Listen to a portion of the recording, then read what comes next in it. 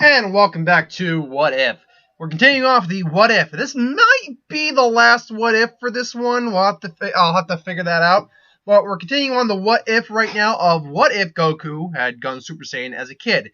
We left off. Oh wait, brother. Do Rocco's Memory Life? Brother, use the voice. Oh yes. Last time on Dragon Ball Z, What If Son Goku had turned Super Saiyan as a child. Going up against a tyrannical cell, Piccolo tried his best, but could not muster up the strength to fully defeat the beast. However, just at that moment, Son Goku, had appeared and challenged the mighty monster's cell. Their battle raged. Just as it seemed lost with an epic Kamehameha beam, Goku had showed off his newest power, Super Saiyan 2, obliterating the tyrant from the planet. So now we cut into the 7-year time skip from Cell to the Boo arc. And actually, a lot's going to happen in this, just the time span alone. The time skip. So right after that, because Piccolo, I do believe, fused, did I remember? I'm trying to remember, did he fuse with Kami in the scenario? Actually, no, I don't think he did fuse with Kami. So Kami is still around. But if Kami can't be the guardian of the Earth forever, he knows this. So he asked Piccolo if he would be willing to take over. And Piccolo's just like, no, I'm not taking over as guardian. That's not happening. And Kami would essentially say, like, if I go, the Dragon Balls go, and but you being part of me as well, I can transfer this power. Particularly if we fuse, your strength will increase tremendously to what it used to be. We can be our former self. It's like, yeah, and Piccolo just contemplates this, but Saiyan's like, nope, not going to sit on this tower the whole time. So they have to basically think of the next best option, and this is during the time period. Goku's, keeps training. Goten is born. Goten is going to be a lot stronger than what he is in the canon. And Trunks can't go super. This version of Trunks, the Yamcha Bulma child, isn't half Saiyan, so we don't have that. So they basically, he actually calls Kami actually calls Goku up and says, actually, I have a task for you to do. I've been discussing it with King Kai, and we believe we've found an alternative. What we're going to do is go to Namek and find a replacement for me. Essentially, they're going to go get Dende. At this point, Guru has passed this point and has passed on his mantle of Elder to the next one down. I can't remember the other one's name, but the other guy, the other old Namekian, took over his place as the Elder. So the gang basically go in the capsule core shop because they never actually they go in Kami's old ship more than anything else. And he says, okay, here's the ship, go find them. So they go, and that takes about a month. So they go and they discuss it, and the elder says, yes, I've been discussing it with this King Kai and your elder. We've been discussing it, and we think we've found a candidate for you. Dende steps is like, I would like to go. I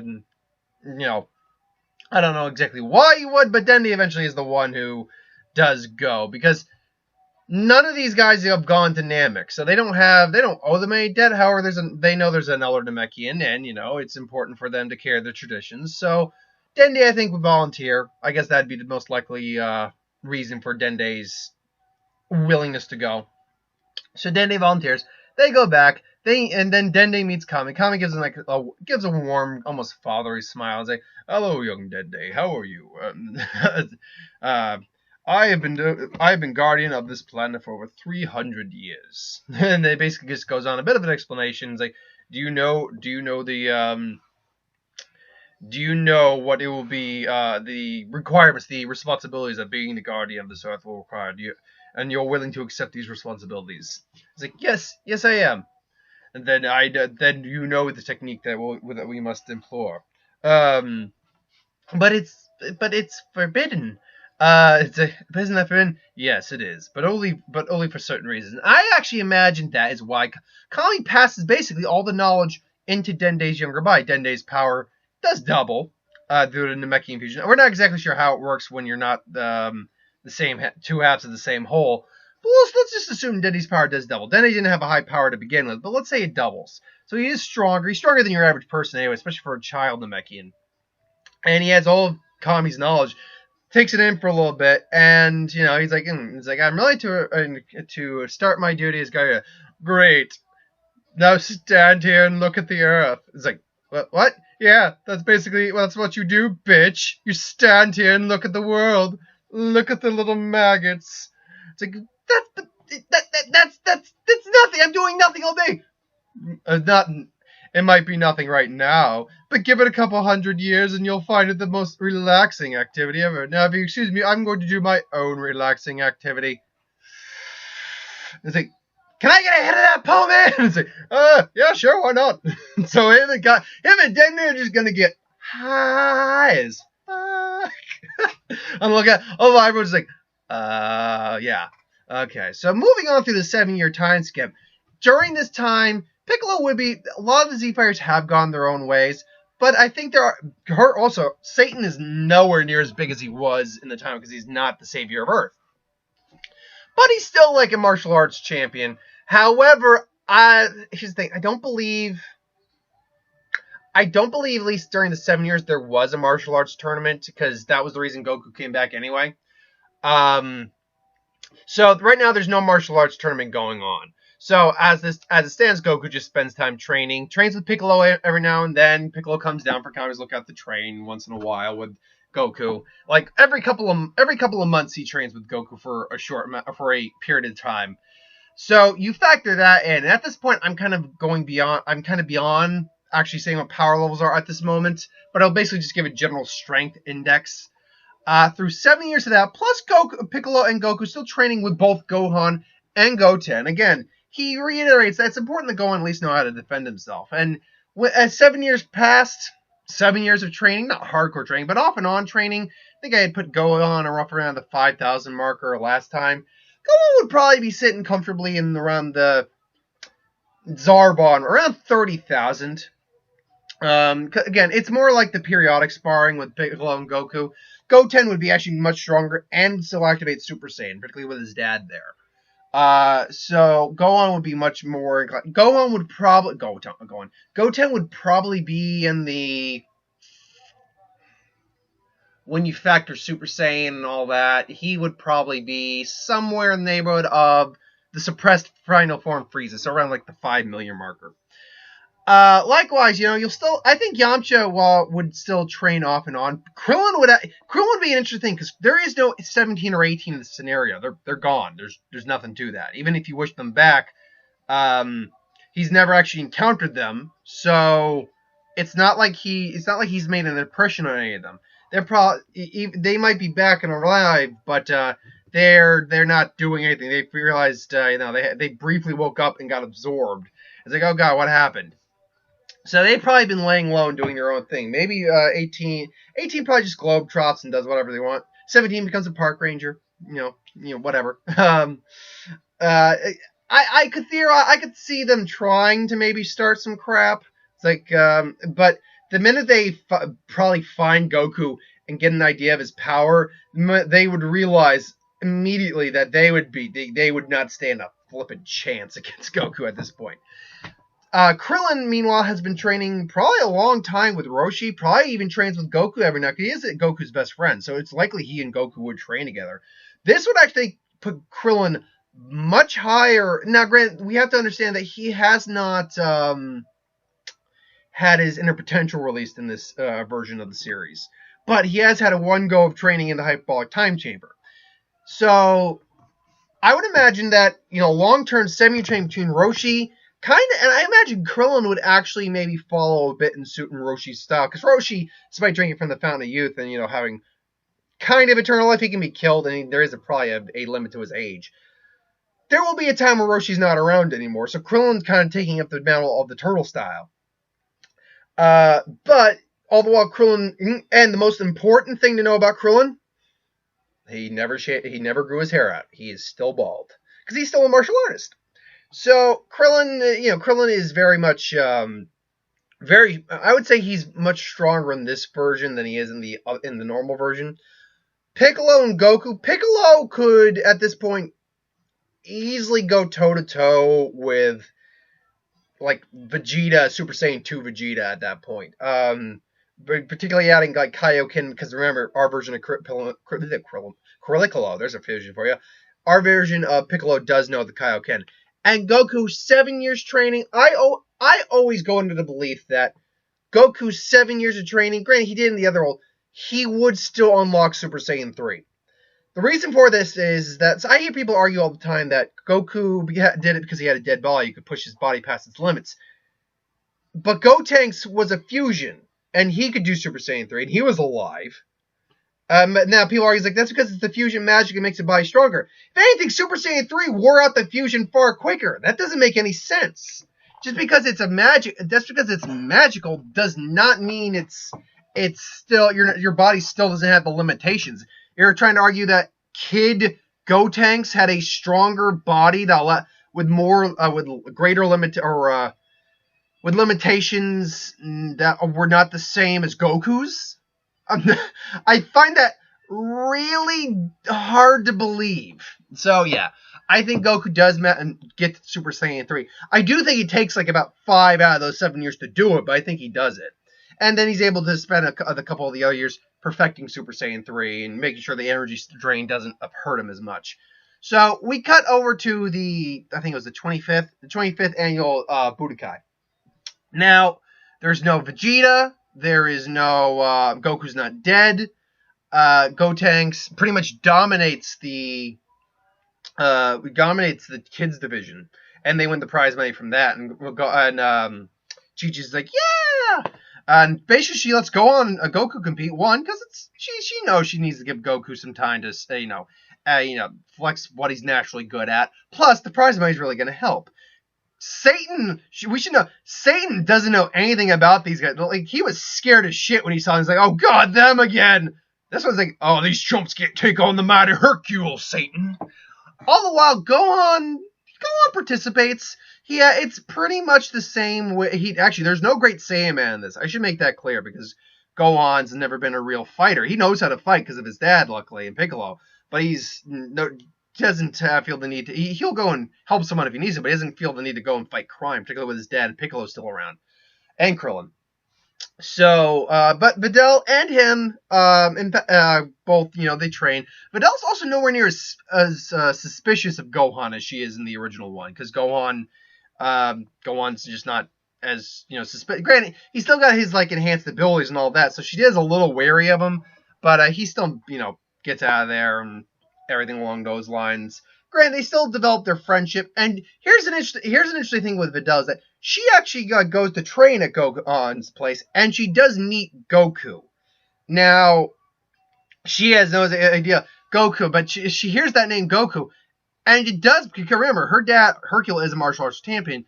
You would think you'd have some knowledge of other martial arts champions from the past. Remember, Goku was an official tournament winner. He was the winner of, what was it, the 22nd annual or something? I can't remember exactly what it was. But he was the winner of that tournament. And then she was, wait, you're Goku? And then it's like, oh yeah, I did win that one back then. I'm going to be participating too. And then she realizes just seeing what Goku is capable of, it's like, my dad's fucked. It's like, oh man, it's like, how strong are these guys? They can fly. What? It's like, yeah. It's like, oh, would you like to learn? We could teach you. It's like, okay. She teaches them how to fly. And she does go through training with now Gohan's easily even Gohan outclassed her, and Gohan's actually the weakest one in this family at the moment, not including Chi-Chi. Chi-Chi would probably outclass Videl, honestly. But because she's now training with them and getting a lot more training experience, she is vastly stronger compared to her canon counterpart. Even just comparison, hypothetically, if we give her a canon counterpart power level, she is stronger, much stronger than the average human. I'd put her probably close to maybe 100. There's a version of Videl with some solid training from Goku and Gohan, and even Piccolo stopping by every now and then, and Goten. Seeing as I think they said it was a couple weeks prior to it, I think you could give her a solid 500. I think she could, because she's had the potential to do it. I believe they made a point of that. I think a solid 500 is fair. So when the tournament actually comes, the scenario is now here's the real kicker. Because there's no Vegeta, who does Goku end up facing? That's the thing about who does Goku end up facing. There's no Vegeta there. I think I think Yamcha doesn't bother participating. Tien and Chaz are still MIA at this point. Piccolo does end up going up against Shin, but should be noted that this Piccolo is far stronger than Shin is. However, he does still have that weird foreboding feeling about him. So I think he does, but he is also the only other individual strong enough to take on Goku in the tournament. So I think, we're going to play around a little bit with this. I think it's going to be Piccolo and Goku. Because they're the two strongest fighters in the tournament at this point. I think Krillin still faces that Panara guy. Gohan, Spopovich, and Pavel will still face off, and Gohan and Kibito. However, Shin will probably end up facing against some random opponent. I'm trying to think, is there anyone else who can... You know what? Actually, assuming that 18 and 17 have, decide to live their lives, I could see them showing up for a tournament, getting some prize money. So actually, we have a new scenario. I can now play around with this quite a bit. So 18 will actually... Oh no, 17 will go up against Panara. It's going to be Krillin versus 18 in this fight. And then we're going to give we're going to give 17 the Shin fight. And Gohan will get the Kibito fight. Okay, so now I know how it's playing out. So immediately, first off, 17 will face Pinar. Oh, wait, who was it? Yeah, no, 17 gets that. Let's just say Pinar has a preliminary. Oh, no, 18. I was right. 18 Krillin. How did I just say it? 18 Krillin, Kibito and Gohan, Goku and Piccolo, Shin and 17. Let's just give 17 the Panara fight. So 17 just bitch slaps him around. Right off the gate, it's like, who are these guys? I get a weird sense of familiarity with them. It's like, who are these guys? Huh. And then 18 versus Krillin. Now, 18 still completely outclasses Krillin. However, Krillin is much stronger in this scenario, in this canon, and has been training with Goku and everything like that, mastering the turtle style. And I would even think that one thing he could learn is that muscle and like that temporary full power form that Roshi knows. So Krillin can't even sense their energy. He's like, what? It's like an android.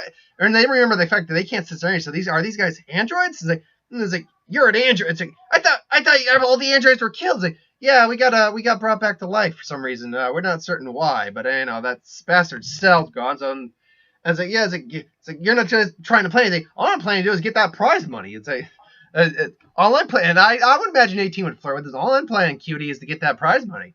But if you're not busy later, and then Krillin's like, well, it's like shake your head. He's like, fine. It's like, just because you're an idiot doesn't mean I'm not gonna give it my all. And then he goes out. She's basically taking him on with no real issue, but she's impressed with his strength. From what she heard from Dro, it was strong, but not quite this strong. He managed to get a lucky blow in on her and just scuffs it, boom. It's like, what? And she's like, it's like, you got a bit more. It's like, you're a little feistier tonight. I like that. And then she, starts wailing on him. Krillin's like, it's like, I don't, maybe you should give up. I don't want to hurt that. I don't want to break that cute face of yours. And Krillin's like, yeah, I may be down, but I'm not out yet. And then she just goes, it's like, and Roshi's watching. Oh, it's Krillin using it. Oh, and it's like, and then 18's like, boom. Then you just see buff, roid out Krillin. Remember, buff, tired out, roided Roshi could fight momentarily on par with Frost from Universe 6, who was pretty much a Frieza knockoff. Not necessarily the same power level as Frieza, but a Frieza knockoff. So he has a comparable level of power. He could go toe to toe at the minimum with base form Goku, who had power probably in the millions, if not billions at that point. So Krillin, now it's 18's turn to be like, oh my. Unfortunately, that distracted her enough that Krillin gets a solid blow to her and just poof, and she's like, whoa! And now he's pressing the advantage on her. Even 70's like, whoa, yeah. That kid's got some punch to him. Krillin, however, knows that he can't keep this up for very long. And 18's not looking winded, though she is now actually taking him seriously. Just boom. So they're trading blows back and forth. Because I've only got one shot at this, and he just comes in Kamehameha, and then she blasts, and then Ha! Boom! Fast collide, and your stages. They make sure not to destroy the stage. Both of them are now even 18 had to is temporarily winded just because sudden energy expenditure, but she's just quickly catches her breath and just like boom, and then just he powers in boom, and just darn, and then 18 just like all right, it's like you ready to keep going, and Krillin's just like ref, I forfeit. It's like what? And it's like I don't got anything left. I used up all my energy in that blast. But I gotta say, it's like, I guess I'm just gonna have to keep training a little. I'm gonna have to just up the training with Roshi then, huh? It's like, so amazed. He just has a goofy side, which actually, I imagine that this makes an impression on. This is where the flirtation between 18 and Krillin comes in, and the relationship kind of blossoms a little bit, or blooms, if you will, or no, it'd be blossoms. Because she's like he's that strong, and he's that strong, and he almost had me on the ropes, but he recognizes limits, and he just and he is kind of cute, and she kind of gives him a little smile, it's like, and she just kind of flies back down, like I accept that, and but just because you lost doesn't mean you can't win a little bit, and this gives him a little peck on the cheek, and just like see you around, or see you later, and the girl's just like. He's kind of all goofy. He's like, he may have lost, but he's gonna win in the long run. So good on you, buddy. So I've been dragging this a bit longer, so we're probably gonna end this at the 30-minute mark, maybe 25. We're gonna end this around the bobbity. We're gonna end this pretty soon. Because I actually didn't think I thought I would be getting farther into this. So no, this is not gonna be the last one. We're probably gonna get at least one more episode of the What If Kid Goku runs Super Saiyan. Point being, we cut to the 17 versus Pinara fight. If we hadn't already done that, I'm kind of scatterbrained. It's still hot, so forgive me if I repeat this. Takes him out. We go to the Shin fight. That's about the same as normal. But then we get to the Vidal versus Spopovich fight. Now, Vidal was already stronger than Spopovich as it was. However, his Majin abilities basically allowed him to ultimately overpower her. And this battle, it's still allowing him to keep going. And she is tiring a bit, but thanks to that training with Goku, Gohan, and Goten, she can easily keep going. She's even learned a little trick that they taught her, besides flying. Especially when Spopovich fires an energy blast, she just blasts another one herself. And he's like, huh? And then she flies up and just, boom, it's like, this is over! And then just smacks him and blasts him with a low-level blast into the ground outside the ring. And she basically wins the fight. But because he's Majin infused with rage, he's still not thinking clearly and still tries to attack her. However, Yamu basically just gets in the way and is like, no. So now we cut to Kibito versus Gohan. And Kibito thinks he's heard about the power of these Saiyans. Like, show Super Saiyan. And he's like, I don't really know. I don't know Super Saiyan. You need to look at my dad. But it's like, it's like your father? It's like, yeah, but anyway, let's fight. Gohan tries to fight Kibito. Kibito, honestly, I think his power is probably somewhere in the mid-millions, somewhere like in the 40 range. He's vastly stronger than Gohan at this point. But, for what it's worth, Gohan puts up a fight, but fails. I can't remember, ranking-wise where all the other ones took place, but at this point, it'd be Piccolo versus Goku. And they both kind of just give each other a smirk. So at this point, it's like, all right. Let's do this, buddy. It's like, let's do this, Goku. And basically, they start duking it out. This is the fight that Yamu and Spopovich are more paying attention to. They are definitely keeping an eye on these two. It seems at the moment that Piccolo is the stronger of the two. Goku puts they're trying not to basically blow up the stage, as the referee who knew them. Jokingly said. So they're trying to keep themselves at base form, but they're allowing some of the Kaioken usage. So, Goku at this point, yeah, I'd put him around the 100 million. Piccolo, though, is much stronger base-wise, just due to long-term training, things along those lines. So, but Goku is still able to, keep up pace with Piccolo.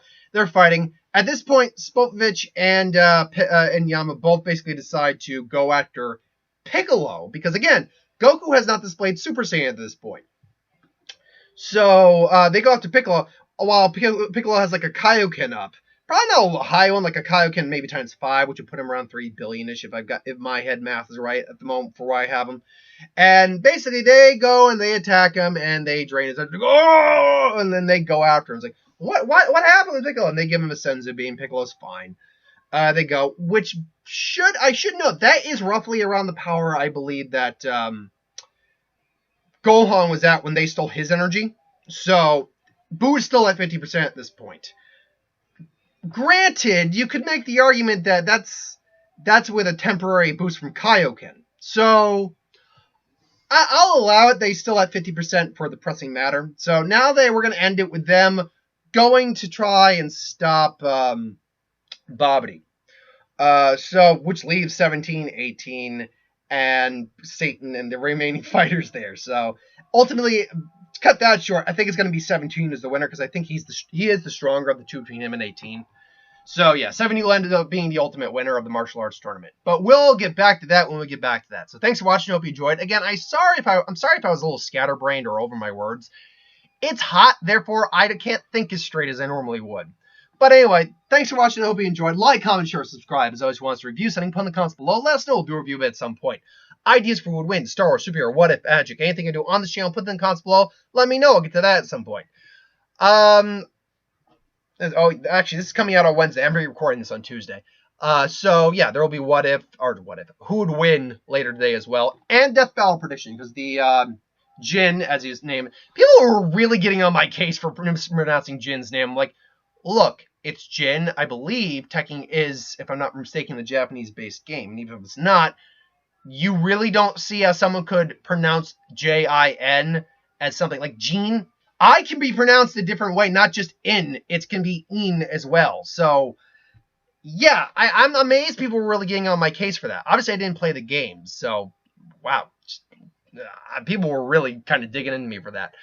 And people are also getting on my case because of who I said is going to win. It's like, most people agree it's the opposite way. All I'm thinking is like, if I am right and the person I think who wins this, I'd be tempted to gloat, but I'm not one of those guys. It would kind of just shut everyone up, kind of. And even then, it wouldn't shut them up because people are going to have their own opinions. And Death Battle hasn't always had that's the best way I can put this. They've been a little biased, I think, in points because they look at some characters and they look at the overall what the character represents, and they kind of deny some characters some abilities. The Thor and Wonder Woman was a perfect example of that. And I'll admit, I don't agree with the Goku versus Superman rematch. The first one, honestly, I can agree with that one.